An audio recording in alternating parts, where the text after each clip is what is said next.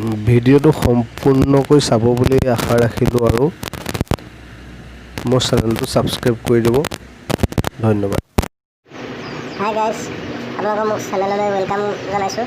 মানে আজি এনেকুৱা হ'ল যে ভাবিছোঁ এতিয়া ভোট জলকীয়াৰ ছিজনৰ কাৰণে যিটো সকলোৱে ভাল পায় ভোট জলকীয়া আচাৰ এটাতে আপোনালোকৰ বাবে ৰেচিপি এটা লৈ আহিছোঁ। মই কেনেদৰে বনাইছোঁ ভিডিঅ'টো চাওক, আৰু যদি ভিডিঅ'টো চাই আপোনালোকে ভাল পায় তেনেহ'লে চেনেলটো ছাবস্ক্ৰাইব কৰি দিবলৈ নাপাহৰিব আৰু আপোনালোকৰ বন্ধুবৰ্গৰ মাজত শ্বেয়াৰ কৰি দিব, যাতে আমাৰ চেনেলটো আৰু অলপ ডেভেলপ হয়, মানে গ্ৰ' হৈ পৰে।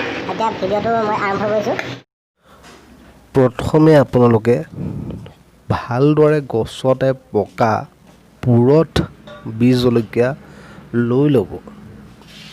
মই অলপ সৰহ সংখ্যক পৰিমাণে বনাম বীজ জলকীয়া আচাৰ, সেইবাবে বীজ জলকীয়া মই 1 কেজি আনিছোঁ আৰু 1 কেজিৰ বৰ্তমান আমাৰ অঞ্চলৰ বজাৰ মূল্য হৈছে 300 টকা। মই 300 টকা দৰত এজন গাঁৱৰে চিনাকি যুৱ খেতিয়কৰ পৰা কিনি আনিছোঁ।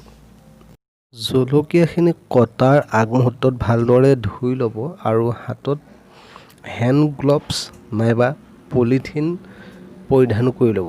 নহ'লে 2-3 ঘণ্টাৰ পিছত কাটি হোৱাৰ 2-3 ঘণ্টাৰ পাছত হাতখন অত্যন্ত পুৰিব পাৰে, মানে সেইটো বৰ দুখজনক হয়। আৰু মই কাটি লোৱা জলকীয়াখিনি 1 কেজি জলকীয়াৰ খুব কম পৰিমাণৰহে হৈ যায়গৈ, দেখাত কিন্তু ডাঙৰ হয়। এতিয়া 3 ঘণ্টা ৰ'দত দিয়াৰ পাছত জলকীয়াখিনি আপোনাৰ বহুত 40% ডিক্ৰিজ হৈ ইমানখিনি হয়গৈ। এইখিনি ৰ'দত দি দিলোঁ বটলিং কৰাৰ আগত, দেখিছে নহয়।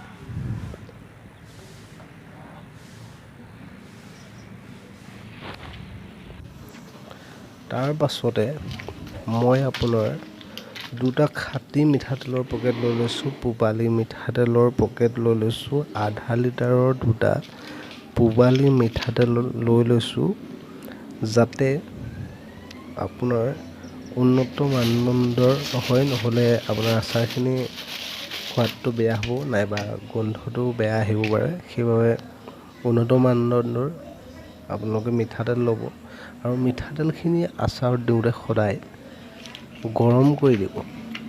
কিছুমান ঠাণ্ডাকৈও দিয়ে, কিন্তু গৰম কৰি দিলে আচাৰৰ গুণাগুণটো গৰম কৰি যেতিয়া ঠাণ্ডা কৰি দিয়া হয় আচাৰত, তেতিয়া বেছি ভাল হয়। আৰু মোৰ যেতিয়া মিঠাতেলখিনি দি হোৱাৰ পাছত সেয়া দেখিছেনে, আচাৰ বহুত কমি যায় 1 কেজিত, কিন্তু মানে বহুত ধুনীয়া হয় আৰু এইকণ আপুনি 6-8 মাহলৈকে খাই থাকিব পাৰে। মই 2 ধৰণৰ অকণমান সৰু আচাৰ বনাইছোঁ ঘৰত।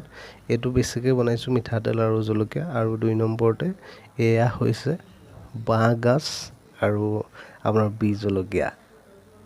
এয়া চাওক, আৰু ভিডিঅ'টো যদিহে চাই ভাল পাইছে তেন্তে আমাৰ চেনেলটো ছাবস্ক্ৰাইব কৰি দিবলৈ নাপাহৰিব আৰু কাষতে থকা বেল আইকনটো বজাই দিব। ধন্যবাদ।